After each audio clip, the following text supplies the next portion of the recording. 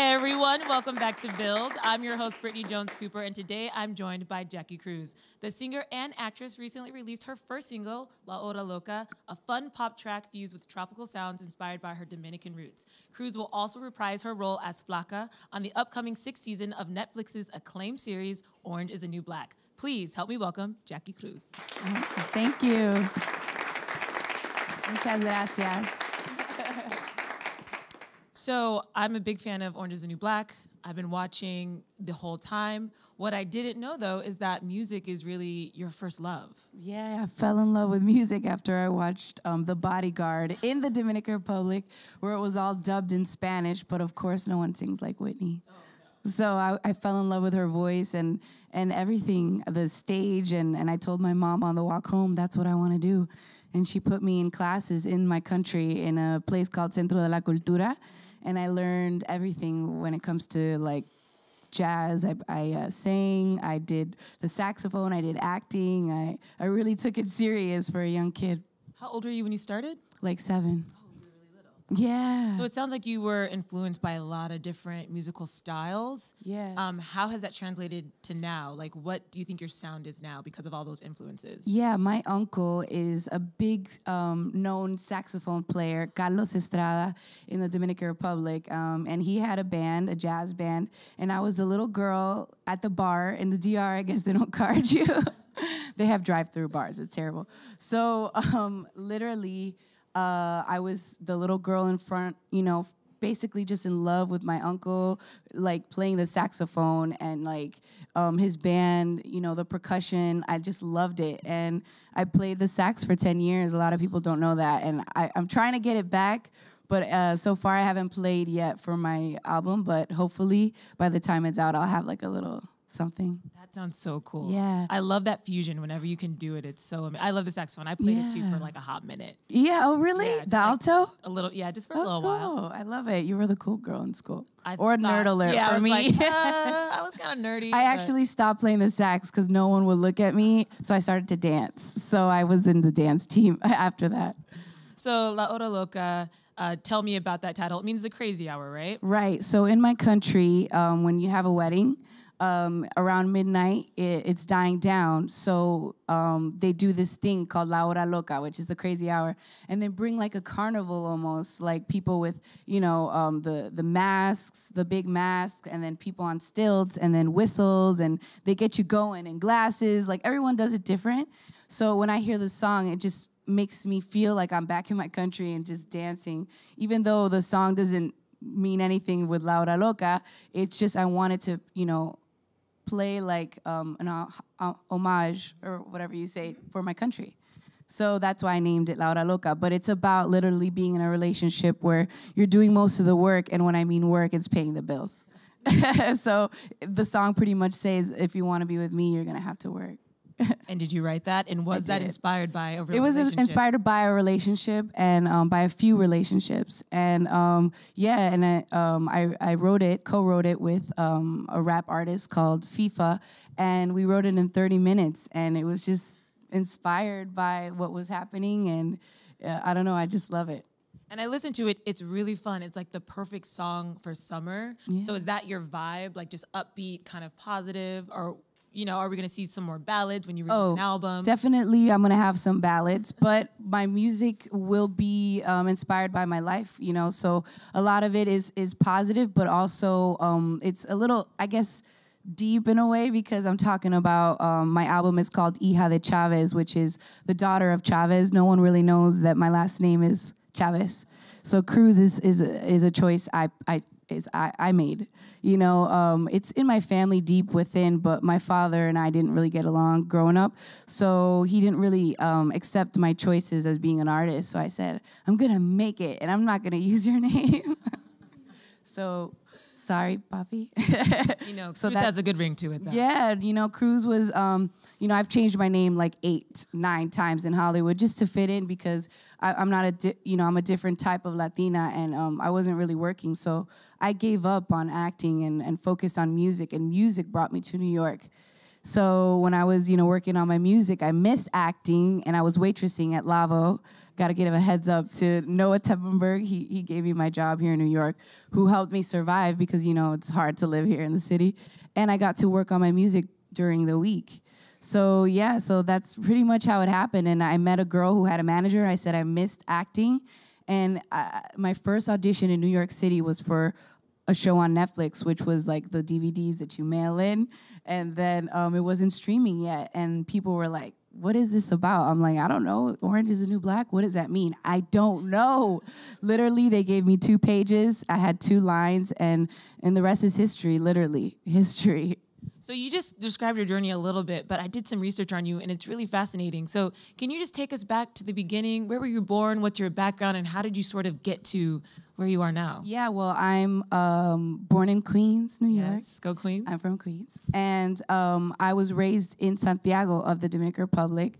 I moved there when I was 4 years old, and I lived there until I was 15. But every year I would travel to New York because I had godparents who are Italian who lived upstate New York, Rome. So pretty much that's why my English, you know, is good, you know. But I went to an American school in the DR. I was very lucky. And then when I was 15, my mother and I, you know, wanted to give me more opportunities. She was a doctor in my country, but she left being a doctor in my country and moved to the United States, to California, just me and her. And she became pretty much no one, you know, because you have to, like, take all these exams to be a doctor in America. So she didn't have a job. We lived in a little studio apartment, and I went to a magnet school, which is Hamilton Music Academy in LA. Wow. So that's where you started kind of really developing your sound, I would imagine. Yeah, that's where I took all those classes in jazz band and chamber singers and drama class. And to be honest with you, my drama teacher never put me in any of the plays or Broadway, not Broadway, obviously, I haven't made it yet, but I'm going to be in Broadway one day, but you dream big, right? So, no, she never put me in any of the classes, never the plays, anything. And she always had her favorites, and even though, like, that made me feel like I couldn't do it, I didn't give up. I wanted to prove her wrong. So I did it outside of school. You know, I got myself a manager, and I was trying really hard, and then I got into a terrible car accident when I was 17 because even though, like, my mother was amazing to me, you're a teenager, and I rebelled, and I moved out at 16, and, you know, it was terrible. I became homeless. I lived pretty much in a car where I had my car accident, so it was terrible. Then I had brain surgery, all the terrible things that could happen to it, you know, you and, you know, my mother, who I was her only child. And I don't know, I'm here for a reason, and I've lived a long, short life. And music saved me once, and it's gonna save me again, I feel. I would say, you know, you have so much of life to influence your art.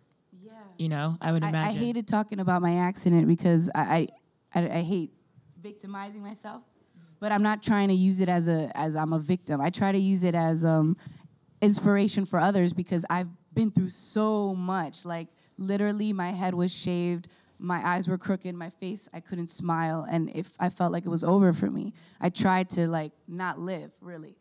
And this little girl in the hospital that I met, her name is Melly Moreno, and she said, she's in a wheelchair still to this day. She was 10 years old, and she looked at me and she said, "You had brain surgery too?"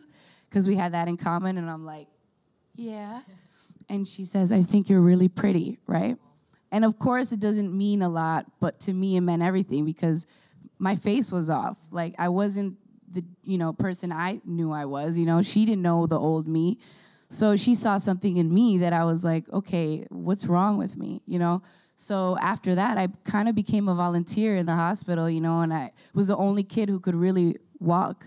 So it was, like, really, really, really inspiring for me. And I went back to my country, the Dominican Republic, and I started over. I went to the gym, I started to walk, then I could run, and then I did abs. I had a six-pack and a hospital mullet, and I was ready for Hollywood. And Hollywood didn't take me in very well.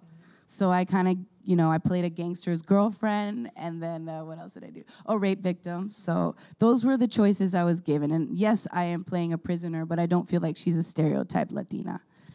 And she's one of her kind. And the show is so empowering in so many different ways, I feel like. So, but that's why, you know, I kind of did some research on your story, and I feel it's just so important. And thank you for talking about it, because people see, you know, their favorite actresses on TV, but they don't really know what it takes to get there. So I think your journey is really inspiring.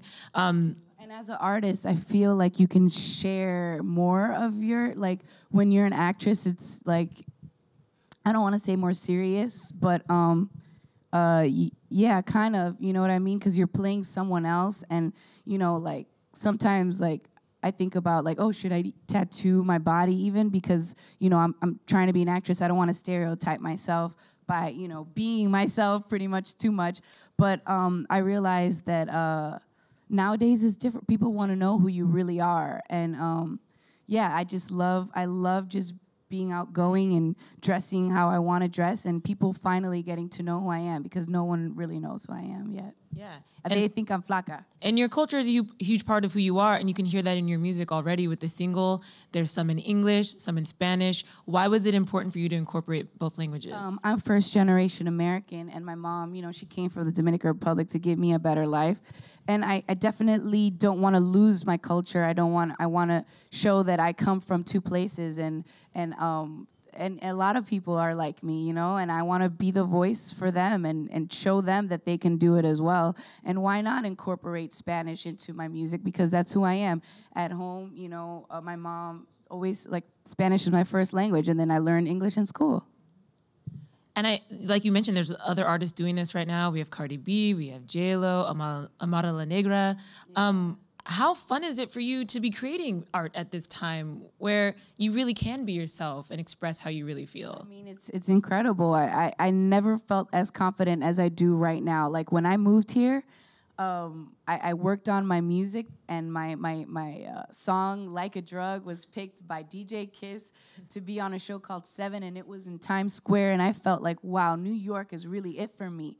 You know, and I wasn't really paying the bills yet, the music, but it just felt like that's my calling, you know, and like New York, it like made my dreams come true. And I literally moved to Hollywood thinking that that's where I was going to happen for me. And the moment I left and the moment I became myself and believed in me, that's when it all happened. Because trying to be someone else, trying to change my name a million times so I could fit in for Hollywood didn't work for me. So the moment I decided to be like, no, this is me, take me, or whatever, I say yes to me, that's why I started my own production company, because regardless, there are not a lot of opportunities in Hollywood for Latinas. So instead of complaining about it, I'm just going to make my own opportunities and open doors for people like me, the underrepresented person, you know, because there's more than just Mexican Latinos, which I do play a Mexicana, and I love Mexico, but también there are other, you know, people, Colombianos, Dominicanos, Puertorriqueños, you know, so I feel like they need representation too. My sister is watching TV and feeling like she can do it because she sees me on TV. I love that. She's 10. And speaking of, I was like, speaking of little girls, this is you on your cover. That's when here I fell in love with music in my country. I had little braids. I was singing, and I was topless, but, you know, I was like, no, let me just cover that up with some wings. So take me through this album art, though. Is there anything else? Like, what do the birds mean, or is it just... Yeah, Claudio Roncoli, he's an Argentinian artist. Okay. So he knows my story. So he incorporated all the colors, you know, of my country, and he knows my story about my accident. So these are like angel wings, and just, you know, La Hora Loca. He did it backwards, you know, because it's a crazy hour, and yeah, he just really got what I wanted to do. I wanted almost like a crown in a way to look like, you know, like almost like a carnival, because that's what the video is going to be about, and I'm shooting it in my country. Are you producing the video yourself? Yes. Oh, very cool. With my own production company, Unspoken Films. And I signed myself. Y'all can do it, all right? When you have, you know, I was like, I guess I'll sign myself, Unspoken Records. Like, I need to find a distributor. But, you know, I'm believing in myself. I'm putting my own money into my future. And, yeah, I directed my first little short that actually goes along with a music video. So that'll come out, you know, when the album comes out in the fall. That's amazing. Yeah. And you'll be acting in that music video, and we know you very well. I have some features too. Maddie Brewer from Handmaid's Tale. Oh, I love her. Yeah, she's gonna be my video vixen in one of them. That's awesome. Now, I can't let you go without talking a little bit about Orange is the New Black, because the season 5 finale ended on this crazy cliffhanger, and we don't know if some of the women are going to even make it to the 6th season. So I always want some spoilers. I know you probably can't give me any. I love my job. Yes. I want another 4 years. But what can you tell us about season 6? I can tell you that it's in a new place. So new place, new things happen in new places. You meet different things. you feel different things in a new place. Bye-bye Litchfield. So that was crazy. Mm-hmm. That was crazy. And this season, I'm just gonna say new, and hard, and beautiful, and exciting. Okay, that didn't give me anything. I know, but I'm trying to sell it.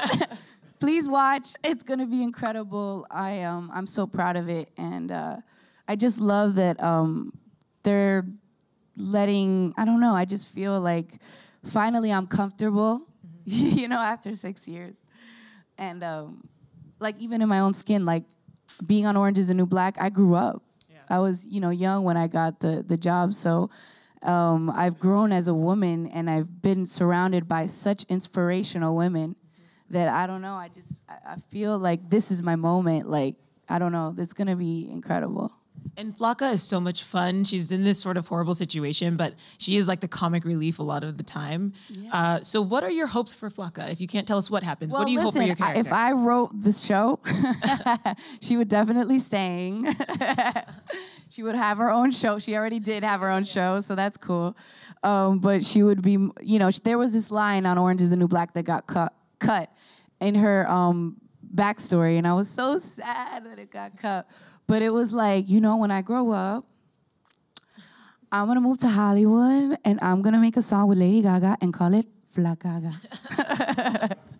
So I was like, so she has ambition to be a singer too, So I'm like, who knows? Genji, she's come to my shows at the bitter end. Mm-hmm. You know what I mean? The cast has come. Literally, Samira and Danielle Brooks were the first to come to my show. They were 2 out of 4 people in the room, and it just means a lot. And to have Danielle singing my song when she it's just I don't know, it feels so good, and to feel like your music is good, because I've sang my whole life and I never felt proud like I feel today. I'm just so excited to show you this. I'm just catching your attention with this, but the album is something different. And we can expect the album when, you said? Yeah, in fall, right after my birthday. Aww. When's your birthday? August 8th. Oh. Yeah. Happy early birthday. Thank you. I'm a Leo. I'm an Aquarius. We can be best friends. Okay, cool. Okay, cool. I think now. Number after. Okay, cool. We'll hang out. I think it's a good time to go to the audience for some questions. Yeah. Yes, I didn't know this was happening. Oh yeah, surprise! I love questions. Hi. I was wondering, creatively, how does music fulfill you in a way that acting doesn't, or is it kind of the same thing? Definitely not the same thing. An amazing question. I believe being an actress, you're living someone else's dream, someone else's writing, someone else's idea of, a person. When you're singing, it's comes out of you, and I feel really vulnerable. Like, I need a tequila shot before I go on stage because I'm nervous. I'm scared. Like, if you don't like my singing, if you don't like my words, you don't like really who I am. So it's scary to be yourself, So to me, singing shows who you really are, and your vulnerability, and I feel like, singing is more who I am. And acting is like, I could do anything and be Flocka. Sometimes when I'm nervous, I'm Flocka. Literally, I just add an accent because I'm nervous, because I'm like, oh, that's not me. But yeah, definitely, I feel like fulfillment, I don't know, like music to me. Thank you. Yeah, thank you. And we have one more question. Hi, we're going to take this question from an online viewer. Oh, amazing. So Orange is the New Black has already been renewed for a 7th season. Do you know anything about what's happening with that 7th season? Damn, season 6 hasn't even come out. I don't even know if I'm in 7. You know what I mean? Like, no one's called me. No one's called me. No one's called anybody. We don't know anything. It's crazy. We will know when, the season comes out. Literally, just like you guys. So I know that there's a 7th season. Thank the Lord Jesus. I don't know if I'm in it, but none of us do. So we just have to see, you know. So sorry about that. Well, I'll be watching the 6th and 7th and 8th if there is. Yeah, and that'd be cool because 8 is my lucky number. Okay. Really cool. And like I said, I listened to La Hora Loca, and it was so much fun. So, guys, it's available now to listen to. It's a great Please. summer jam. And give it up for Jackie Cruz. Thank you.